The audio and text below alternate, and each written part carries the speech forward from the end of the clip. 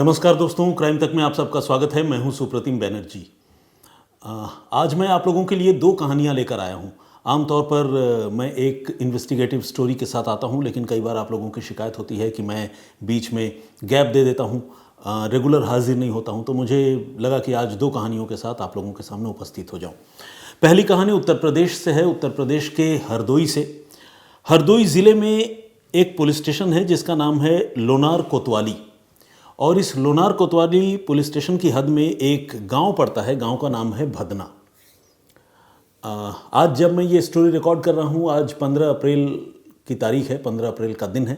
और अब से 3 दिन पहले 12 अप्रैल को इसी भदना गांव में एक ऐसी घटना हुई कि गांव वाले जो है वो दहशत में आ गए।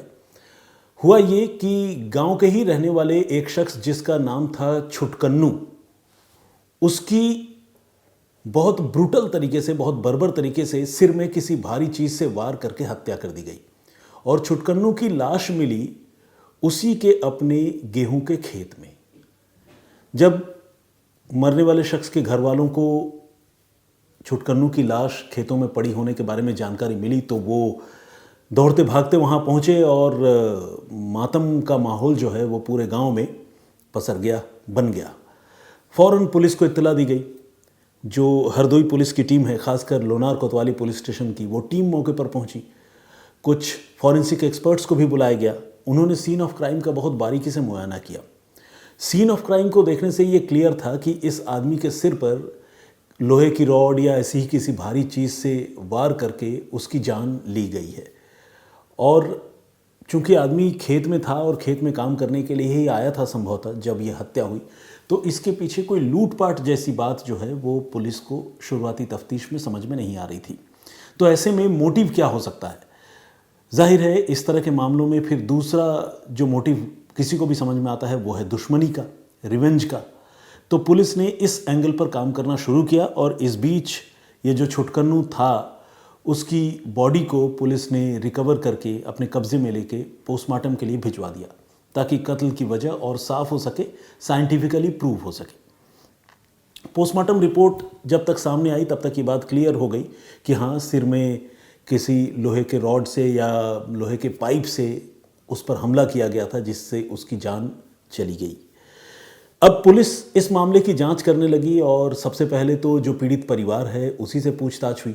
हालांकि पीड़ित परिवार से ऐसे नाजुक मौके पर पूछताछ करना भी अपने आप में एक बड़ी चुनौती होती है। वजह ये होता है कि पूछताछ करने पर लोग कई बार उसको नेगेटिवली लेते हैं कि हम ही से पूछताछ कर रहे हैं, हमारे ही घर में मौत हुई है। तो लोग इस तरह से रिएक्ट करते हैं और वो खुलकर बातचीत नहीं करते। प्लस मातम में तो होते ही हैं, कई बार इनोसेंट लोग जो है उनके ऊपर गमों का, दुखों का पहाड़ टूट पड़ता है और वो बात करने की हालत में नहीं होते। ये भी एक बहुत ही नाजुक मौका होता है। यहाँ छुटकन्नू के परिवार के साथ भी वैसा ही था, लेकिन जब घर वालों से पूछताछ हुई तो छुटकन्नू की जो पत्नी है उसने पुलिस को कई बातें बताई। अपने कुछ पड़ोसियों के और गांव के ही कुछ लोगों के नाम लिए जिन पर उसने शक जताया कि शायद उसके पति के कत्ल में इन लोगों का हाथ हो सकता है। और उसके उस बयान पर पुलिस ने कत्ल की रिपोर्ट भी दर्ज की। कत्ल का रिपोर्ट तो खैर दर्ज होना ही था, मतलब एफआईआर जो है छुटकन्नू की बीवी के बयान पर ही दर्ज की गई। और इसी के साथ जिन लोगों के भी नाम उसकी बीवी ने लिए थे उन सारे लोगों को पुलिस ने अपने रडार पर रखा और पुलिस बड़ी ही खुफिया तरीके से पता करने लगी कि इन लोगों की छुटकन्नू से क्या दुश्मनी थी और इस परिवार के साथ उनकी क्या रंजिश वाली बात थी। तो ये सारी चीज़ें पुलिस एक्सप्लोर कर रही थी, पता कर रही थी।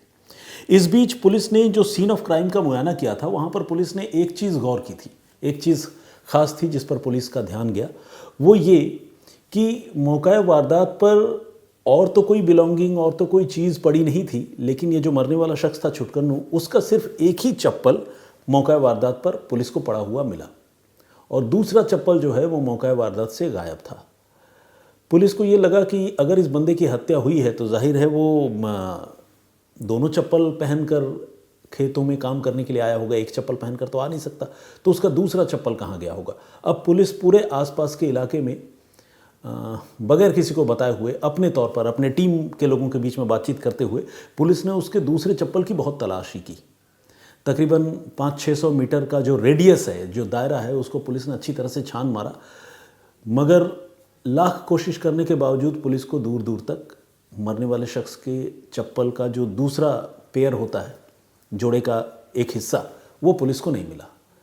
अब पुलिस ये सोचने लगी कि इस चप्पल के वहाँ से लापता हो जाने या गुम हो जाने के पीछे कोई रहस्य हो सकता है।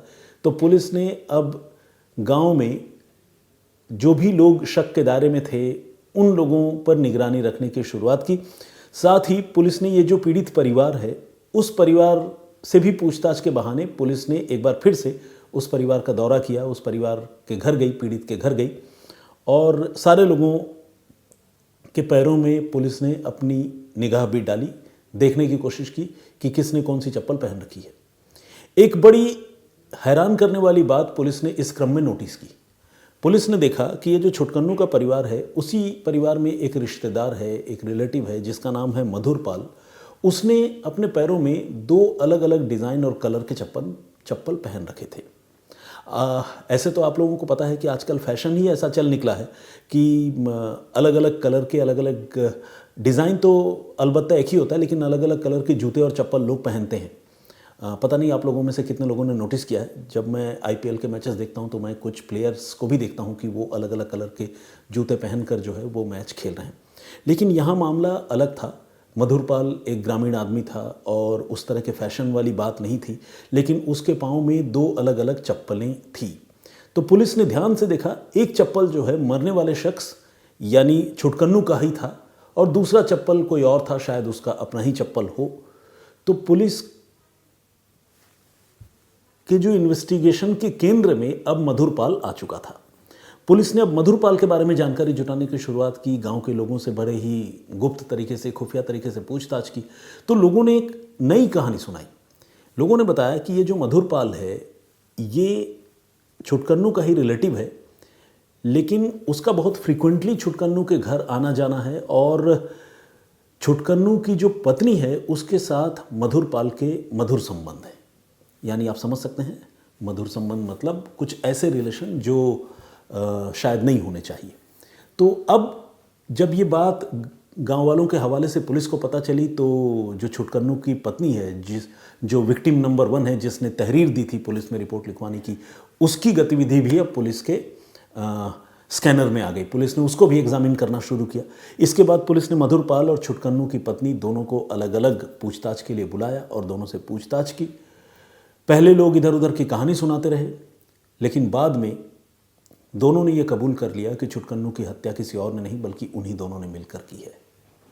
जी हाँ, और पुलिस ने इन दोनों को सिर्फ मधुर पाल के पैरों में मौजूद 2 अलग अलग पेयर के चप्पलों की वजह से पकड़ने में कामयाबी हासिल की। असल में हुआ ये कि जब ये हत्या हुई तो मधुर पाल ने ही लोहे के भारी पाइप से छुटकन्नू के सिर पर वार किया था। वार करने के बाद जब वो ज़मीन पर गिर गया, तड़पने लगा, खून की धार बहने लगी, तो मधुर पाल जाहिर है कोई प्रोफेशनल किलर तो था नहीं, वो घबरा गया। वो उल्टे पांव वहाँ से भागा और भागते हुए उसका एक चप्पल खुल गया था। तो अफरा तफरी में उसने जो मरने वाला शख्स है छुटकन्नू, उसका एक चप्पल पहन लिया और उसका नतीजा ये हुआ कि मौका वारदात से छुटकन्नू का एक चप्पल गायब हो गया, गुम हो गया, जबकि एक चप्पल वहाँ पड़ा हुआ था। अब चूंकि चप्पल अलग अलग पहनकर मधुर पाल घूम रहा था और मधुर पाल के पैर में मरने वाले शख्स का ही एक चप्पल था, तो इसकी वजह से मधुर पाल पर पुलिस को शक होने लगा था। उसके बाद जब गांव वालों से पूछताछ हुई तो मधुर पाल के साथ छुटकन्नू की पत्नी के रिश्तों के बारे में भी पता चल गया। इस तरह से इस मामले का पुलिस ने खुलासा किया। इन दोनों से पूछा गया कि भाई तुम लोगों ने ऐसे कैसे मार दिया, मतलब इतना बड़ा फैसला कैसे कर लिया। तो छुटकन्नू की पत्नी का यह कहना था कि उसका पति जो है मधुर पाल से मिलने जुलने से अक्सर उसको रोका करता था, चूँकि वो दोनों एक दूसरे के साथ रिलेशनशिप में थे तो वो अलग नहीं होना चाहते थे। तो उन्होंने ही ये प्लानिंग रची थी और प्लानिंग के मुताबिक छुटकन्नू की पत्नी ने अपने पति को गेहूं के खेत में काम करने के बहाने से सुबह के वक्त बुलाया था और जब वो खेतों में पहुंचा तो वहाँ पहले से घात लगाए उनका रिश्तेदार मधुर पाल इंतज़ार कर रहा था, जिसके हाथ में लोहे की पाइप थी। और अपने अंजाम, अपने आने वाले वक्त से बेखबर जब छुटकन्नू ने खेत में काम करना शुरू किया तो मधुर पाल ने पूरी ताकत से लोहे के पाइप से छुटकन्नू के सिर पर एक घातक वार किया। वो ज़मीन पर गिरकर तड़पने लगा, लेकिन जो छुटकन्नू की पत्नी थी उसने ये साजिश तो अपने प्रेमी के साथ मिलकर रची ही, वो भी अपने आप में इतनी जालिम थी कि उसने अपने तड़पते पति को देखकर भी उसका कलेजा नहीं पसीजा, बल्कि उसने उसके पांव कसकर पकड़ लिए ताकि वो छटपटा ना पाए। और पत्नी ने छुटकन्नू के पांव पकड़ रखे थे और मधुरपाल ताबड़तोड़ लोहे के पाइप से उसके सिर पर वार करता रहा। इस तरह दोनों ने मिलकर उसकी हत्या कर दी और मौका वारदात से फरार हो गए। फरार होने के बाद वो अनजान बने रहे और जब लाश लोगों की निगाह में आई तो उन्होंने रोने पिटने का पूरा ड्रामा किया। मधुरपाल हमदर्द बनकर उस परिवार का घूम रहा था और इस तरह से वो पुलिस को भी गुमराह कर रहे थे। लेकिन पुलिस ने एक, जिसे कहते हैं ना कि सबूत का या सुराग का एक छोटा सा सिरा पकड़कर इस मामले को सॉल्व कर दिया, सुलझा दिया। तो hats off to Hardoi police जिसने इतनी अच्छी तफ्तीश की। हालांकि कोई बहुत कॉम्प्लिकेटेड मामला नहीं था, लेकिन इस तरह की माइन्यूट और छोटी छोटी चीज़ों पर नज़र रखना और उन चीज़ों के सहारे से किसी केस को सुलझाना, वो भी अपने आप में एक नायाब और खूबसूरत बात है। तो पुलिस के इस काम के लिए पुलिस की तारीफ़ होनी चाहिए। तो ये थी पहली कहानी। अब आइए दूसरी कहानी की बात करते हैं। दूसरी कहानी बिहार की है, बिहार के भागलपुर ज़िले की। भागलपुर ज़िले में एक जगह है नवगछिया। इस नवगछिया में एक गांव है जिस गांव का नाम है जहांगीरपुर बैसी। इस जहांगीरपुर बैसी गांव में एक डॉक्टर साहब की शादी हुई थी। शादी पिछले साल ही हुई थी 2023 में, और इस साल डॉक्टर साहब अपने ससुराल पहुंचे थे। लेकिन हुआ ये कि ससुराल से अचानक डॉक्टर साहब रहस्यमयी तरीके से कहीं गायब हो गए। अब डॉक्टर साहब का फ़ोन लगाया नहीं लग रहा था, मिल नहीं रहा था फ़ोन। तो घर के लोग बहुत परेशान हुए। घर के लोगों ने ससुराल वालों से बात की। ससुराल वालों ने कहा कि हमें नहीं पता कहाँ चले गए दामाद जी, आए तो थे। घर वाले इसी मौके का इंतज़ार कर रहे थे। वो फ़ौरन पहुँचे पुलिस स्टेशन और उन्होंने थाने में जाकर ये रिपोर्ट लिखवा दी कि हमारे बेटे को, यानी हमारे घर के लड़के को, उसके ससुराल वालों ने ही अगवा कर लिया है। जो डॉक्टर साहब हैं उनका नाम है दिनेश कुमार गुप्ता। और सिर्फ रिपोर्ट अगवा करने की नहीं लिखवाई, बल्कि गुप्ता परिवार ने यह भी कहा कि उन्हें पूरा इस बात का शक है कि दिनेश कुमार गुप्ता की हत्या कर दी गई है, ससुराल वालों ने हत्या कर दी है और लाश जो है वो गंगा नदी में बहा दी गई है। ये अपने आप में बहुत हीनियस, बहुत गंभीर इल्ज़ाम था। और पुलिस के पास जाकर जब घर वालों ने इस तरह की रिपोर्ट दर्ज करवाई तो पुलिस के भी हाथ पांव फूल गए। उसे लगा कि यार इतना बड़ा अपराध हो गया, हत्या हो गई, डॉक्टर साहब की लाश नदी में फेंक दिया गया। तो पुलिस भी कुछ देर के लिए जो है वो बैकफुट पे आ गई और पुलिस को लगने लगा कि अब इस मामले की तफ्तीश करके जल्द से जल्द इसका पता करना है कि मामला क्या है। इस बीच जो लड़के के घर वाले थे, यानी डॉक्टर दिनेश कुमार गुप्ता के घर के लोग, उन लोगों ने पुलिस को ये भी कहते हुए धमकाया कि अगर उन्होंने जल्द से जल्द इस मामले का खुलासा नहीं किया और गुनहगार ससुराल वालों के खिलाफ कड़ी कार्रवाई नहीं की, उन्हें गिरफ्तार करके जेल नहीं भेजा, तो वो जो है बहुत ज़ोरदार आंदोलन की शुरुआत करेंगे और पुलिस की नाक में दम कर देंगे। एक तो पुलिस पहले ही इतने हीनियस क्राइम और मर्डर जैसी घटना की वजह से परेशान, ऊपर से घर वालों का दबाव कि धरना प्रदर्शन आंदोलन होगा चुनाव से ऐन पहले। पुलिस को समझ में नहीं आ रहा था कि इस मामले को कैसे निपटाए, क्या करे। आनन फानन में भागलपुर की पुलिस ने इस मामले को सॉल्व करने के लिए एक टीम बनाई और उस टीम में कुछ टेक्निकल एक्सपर्ट्स को, कुछ सर्विलांस के एक्सपर्ट्स को भी शामिल किया गया। इस टीम ने पूरी ताकत लगाई, डॉक्टर साहब का मोबाइल नंबर जो है उसके बारे में पता किया और उस मोबाइल नंबर को ट्रेसिंग पे लगा दिया गया, यानी सर्विलांस पे लगा दिया गया। डॉक्टर साहब का मोबाइल नंबर अलबत्ता काफ़ी देर से, कई घंटों से स्विच ऑफ था। घर वालों का भी ये कहना था कि फ़ोन मिल नहीं रहा है, ससुराल वालों ने हत्या करके फ़ोन भी शायद गंगा नदी में बहा दिया हो, फेंक दिया हो। लेकिन पुलिस ने हिम्मत नहीं हारी और पुलिस जो है वो उस मोबाइल को सर्विलांस पर लगाकर पुलिस इंतज़ार करती रही।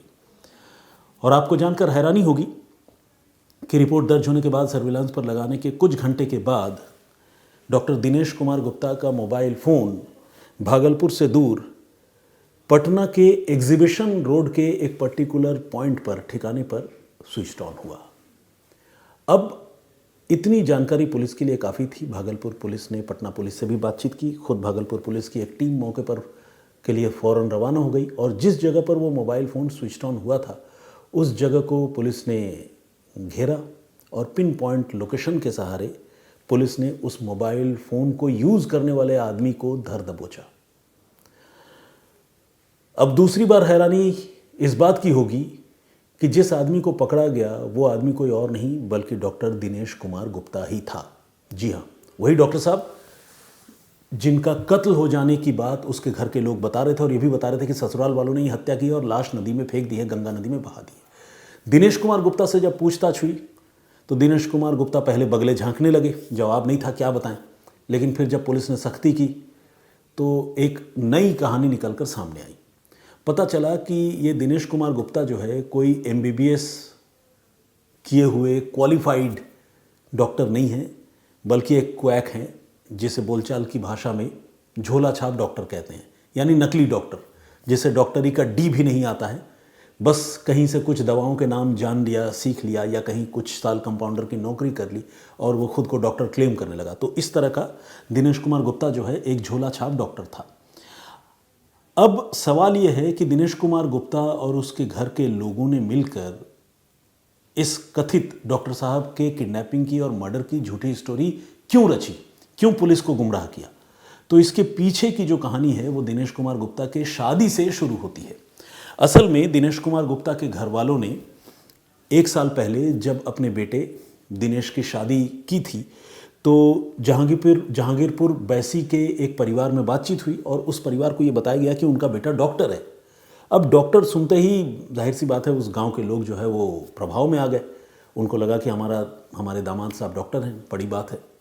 और आपको पता है जिस तरह का सामाजिक ताना बाना है, जैसी व्यवस्था है खासकर बिहार में, वहाँ सरकारी नौकरी और कैसा ओहदा है, लड़का कितना काम करता है, इस हिसाब से दहेज भी जो है वो तय की जाती है।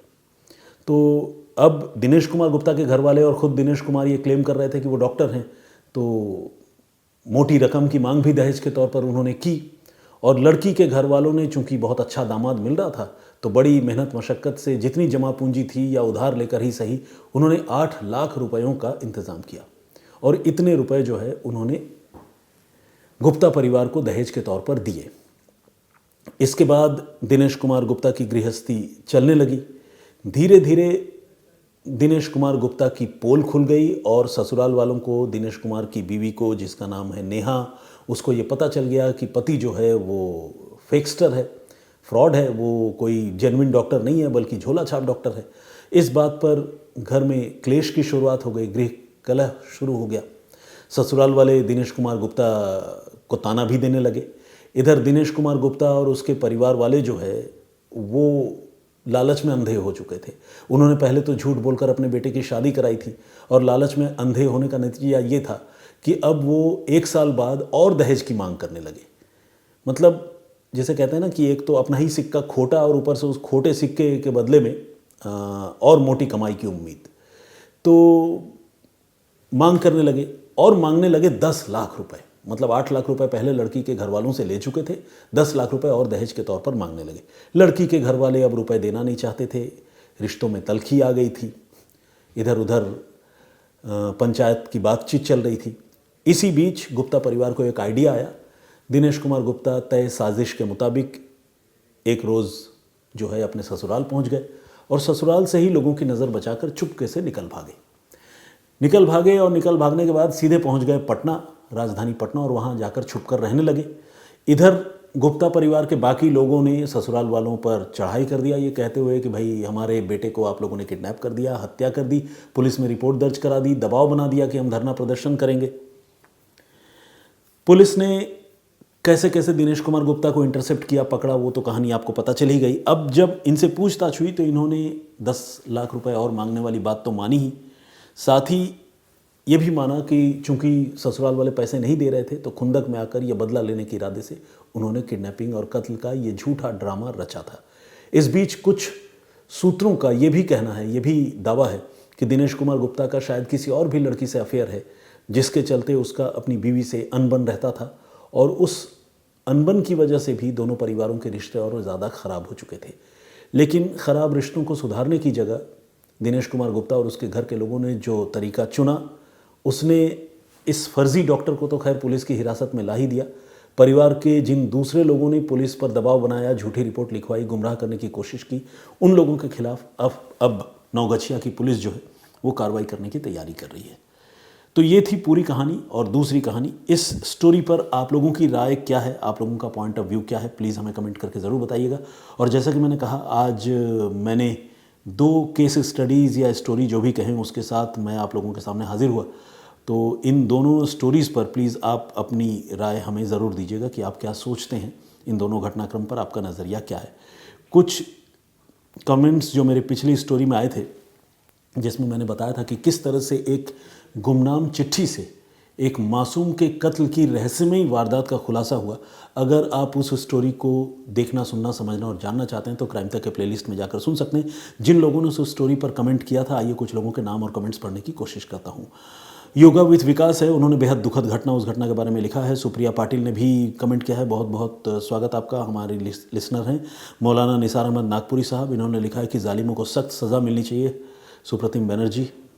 दीपक हीरा, उन्होंने भी अपना दुख जाहिर किया और कहा है कि बहुत परेशान करने वाला केस है। असल में कोई मासूम आदमी, और ख़ासकर अगर कोई छोटा बच्चा, उसके साथ अगर कोई ज़्यादती होती है, अगर उसके साथ कोई फाउल प्ले होता है या उसकी कोई हत्या कर दी जाती है, तो जाहिर सी बात है कोई भी आदमी जो है वो बहुत दुखी होता है।